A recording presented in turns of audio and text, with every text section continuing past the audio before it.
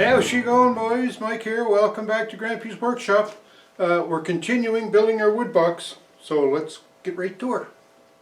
So I have all my frames glued together. This is the back, and now what I have to do is take a little scraper that I have, scrape off any of the excess glue, and then try to sand these joints down a little bit smoother.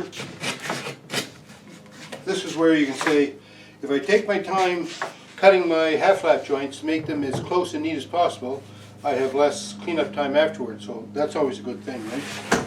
So again, I'm painting this, so because I'm painting it I can hide a lot of the flaws and mistakes, but I still want to get as much of this glue off as I can. Okay, that doesn't look too bad.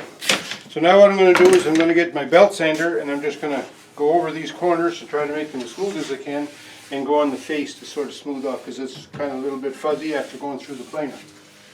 One thing about using a belt sander is never stop the sander on the wood while it's running. It'll chew away the wood in a second and it'll just destroy your face, face of the wood. So you have to keep the belt sander moving. Also, you should always try to sand with the grain. Now in these corners I have a cross grain pattern here, but I find as long as I keep it moving in a circular motion, then it doesn't really turn out too bad on the corners.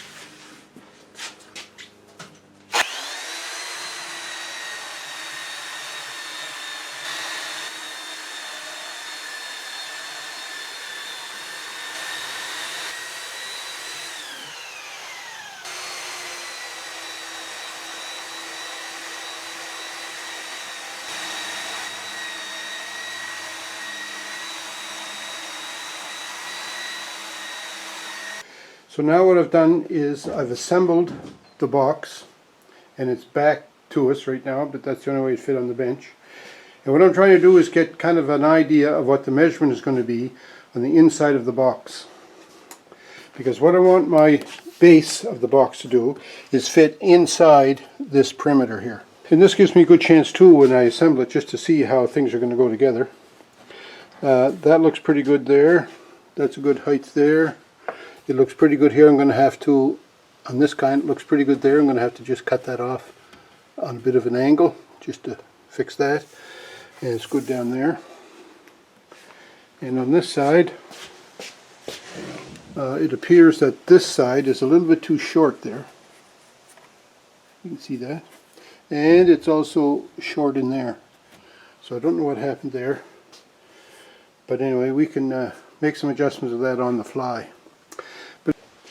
But in the meantime, we have the inside of our box, and this I want to make a base for that. So my sleepers are going to go in here. So that's going to go there, so that'll work great. So that makes it, the inside dimension is going to be 26 inches wide, and the total length of it is going to be 40 1/4. So at 26 inches wide, and my rough boards are somewhere around 6. So that means I'm going to need 5 boards to fill the field, because I'm going to run the boards lengthways. I'm going to need 5 of them. And then I'll put 2 full ones, and then I'll cut whatever's left, I'll set that in the middle. And I need them to be 40 1/4 inches long.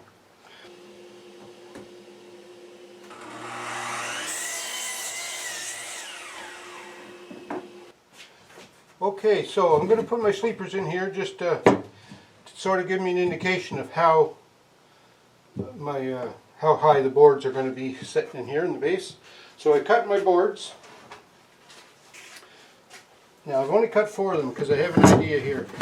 Even though this measured 26 inches from side to side, I'm going to try it. I'm going to try something here. That's 2, 3,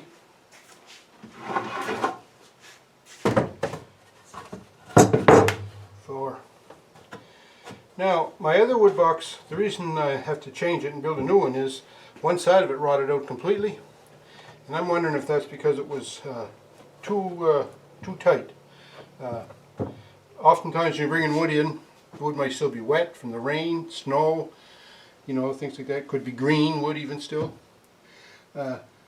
And I'm thinking that the bottom of the wood box probably was getting wet from this snow and rain and whatnot getting in it, and that's what caused it to rot.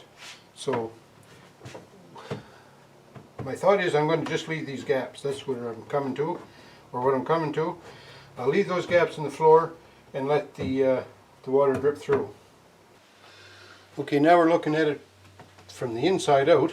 So we have this frame 1/4 of an inch off the deck. The deck boards are going to go here, so I'll fasten those through this surface to hold those deck boards on. And when I fill in the field here, I'm going to have boards that go like this and like this. What I'm concerned about is how much space I'm going to have left on this face here to nail these boards to or screw these boards to. And it looks like I'm going to have plenty. There's at least an inch there. So that's going to be alright. I'm happy with that.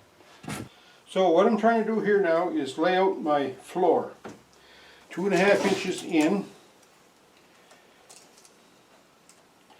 2.5. Alright, so the ends of my sleepers are going to line up with that. And then 2 screws in each board. So 1 3/4 inch screws.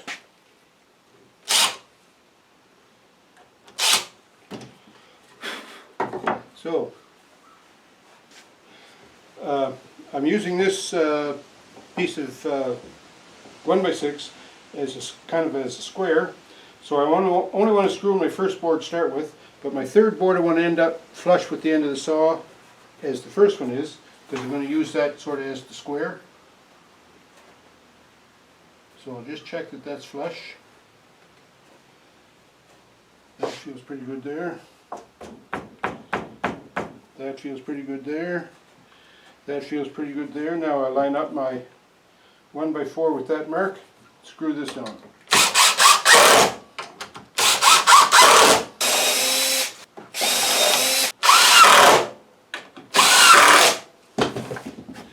Okay, just to sort of make it really confusing, I'm going to swing this all around. And we're going to set up this board flush with the edge of the saw again, just like the last one. So flush on this edge, flush along the sides, should be square, right? Now the trick is to make this 26 inches. Go a little bit more. That's 26 there.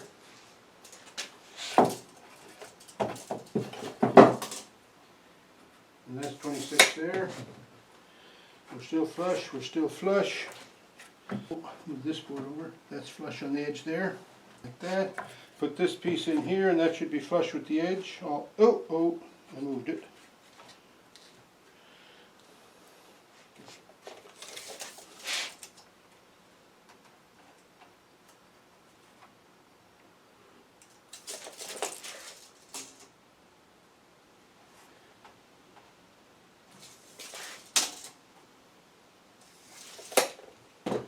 Drill a couple of pilot holes. Drop a couple of screws. Recheck everything. Flush, flush, not flush, flush, flush, flush. 26.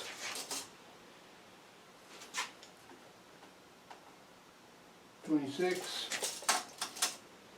26, flush, flush, flush, flush, almost flush. Alrighty, and then the same down here,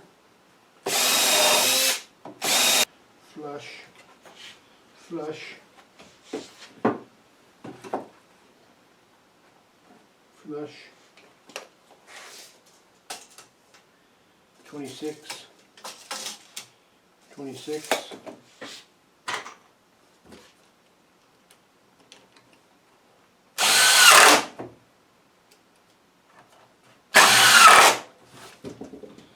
Okay.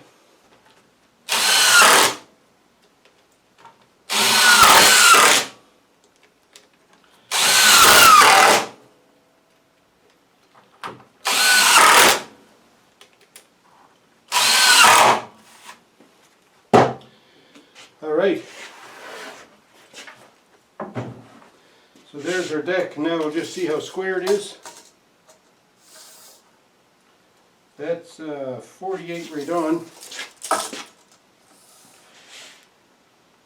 It's off by a 16th. Oh no.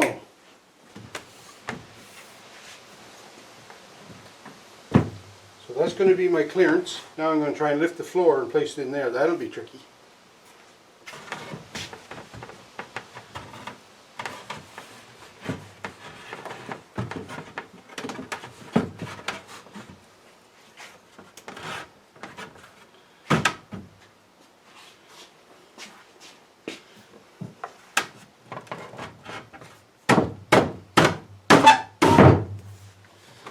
Okay, that went in there pretty good.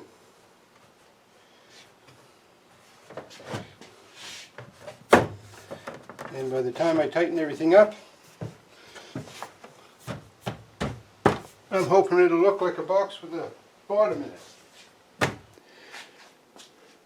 So I'm going to start to assemble this face frame that I built. So what I'm doing here is, this is the back, and this is one of the sides, and I'm going to put biscuits in it. I'm going to put 1, 2, 3, 4 biscuits, and then just some glue. Okay, so there's the first end glued on. Now it's taking quite a few clamps, so I'm going to do one end at a time instead of do it all together. But I'll just show you this side over here. So I've got biscuit slots cut, 4 of them on this side, and of course 4 on the end. So I put that in, glue and clamp it, and when this one sets up in a couple hours, then I'll set this one. When that one sets up in a couple hours, then I'll set the front on it.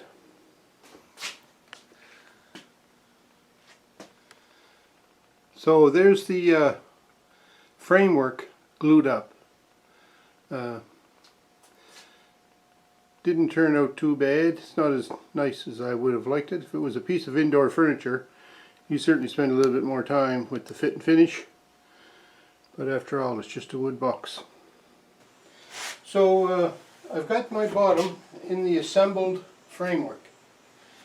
And I have some spacers under here because I want the, of course, the base to be a little bit up off the deck, and the base of the box here is sitting on some sleepers, so it should glide around the deck nice on those sleepers.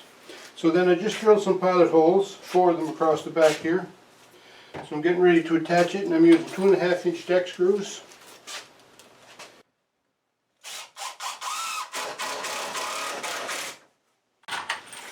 So we'll just put those in.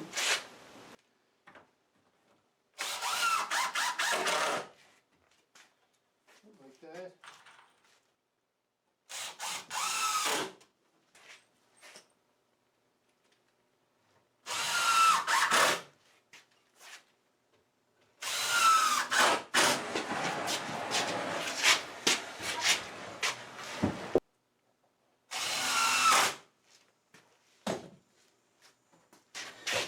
So there,